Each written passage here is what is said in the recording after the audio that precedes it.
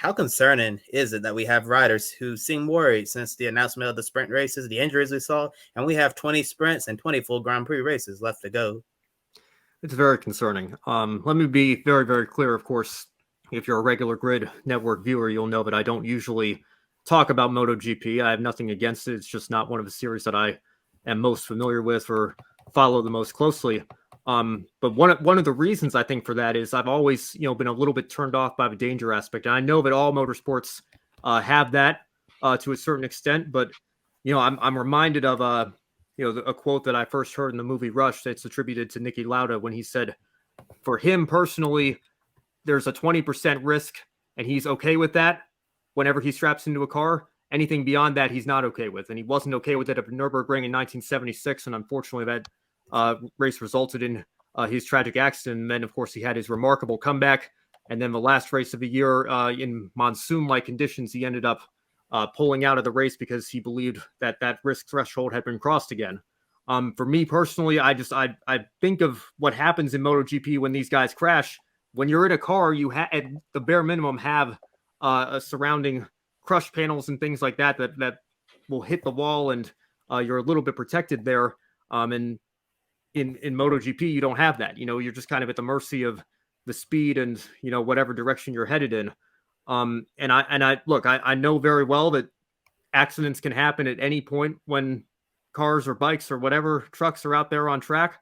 But I think, this was another point that I saw on Twitter as well. Forgive me, I don't remember who it was exactly, but, people are much more likely to take unnecessary risks in a race format than they are in a free practice one or whatever. And I think when you have all these sprint races that are going to be lining up here, you're going to see more opportunities for moves that might result in an accident. And unfortunately, when there are more accidents, I think you're going to see more injuries as well, just because of what I just mentioned about the nature of this series. So all due respect to all the riders out there who put their lives on the line every week for the opportunity to do what they love. But to me, I just think that the sport is dangerous enough as it is already to amplify that risk by having all these sprint races on the calendar this year, and to, forgive me, I don't even know if this is the first race of the year, second race of the year, whatever it is, to already have multiple injuries that we're talking about here on this show, I think doesn't bode well for the future of these sprint races. And then if you want to bring in the Formula One side of things, it's a very polarizing subject over there when we haven't really had any injuries to talk about in the sprint races over there. So you could at least say, well, it's dangerous, but at least the fans are getting a much better show. Half the fans don't like the sprint race format anyway. So what are we gaining from having these sprint races that makes up for the unfortunate injuries that we're seeing here that, I don't want to speak anything into existence here. I hope we don't see any more of those going on the rest of the season. But if we have 20 of these left, as my understanding goes here, I don't see how we're going to get through the entire year without drivers if at some point saying enough is enough. But I think it's very unlikely that we could get through all of that if we're having multiple injuries already this early in the season. So I'm very concerned, but I'll turn it over to Joe now, see what he has to say. One of the big things when it comes to the sprint races, I still remember last year when you had the CEO of Dorna, Carmelo, the FIM president, Jorge, up there in the press conference, and they were very defensive when the media were asking them questions about, did the riders want this? Did the riders support this? Is this too dangerous? They seemed very defensive and almost shocked that they weren't getting praise for bringing essentially more races to the race weekends.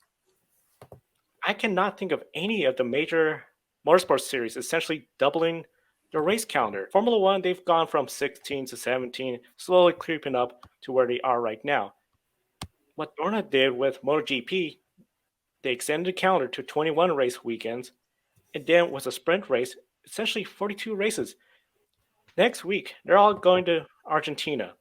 In a span of 14 days, you're going to have done 2 Grand Prix races, and the sprint races, which is about half the distance, that's 3 races. And these riders go through so much. We talk about the arm pump injuries, the surgery that so many riders have to get because the physical forces they go through on their bikes week in and week out.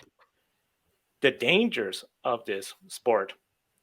We've seen riders that unfortunately fall in the front of the pack, get hurt, when there's another bike coming. This is just something where it really elevates it, and I just shocked that we're still talking about this, and now we've had a couple riders injured to the point where 22 riders were going to be on the grid.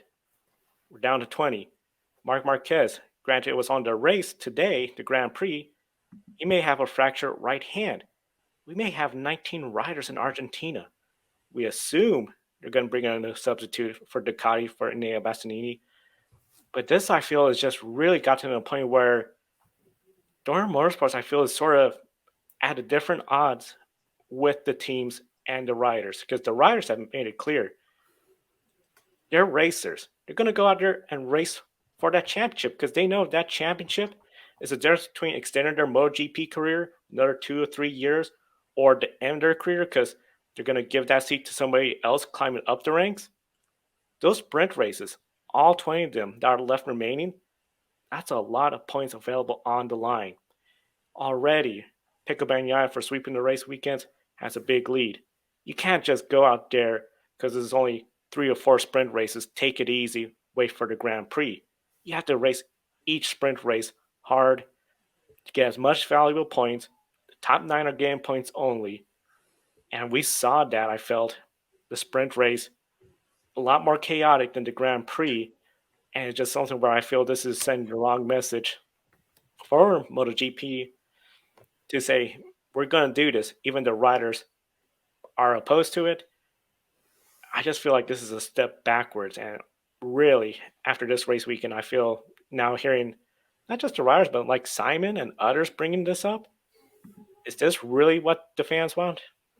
To see the riders race and potentially be at more risk, more danger, because now the races are doubled to 42 races in a year.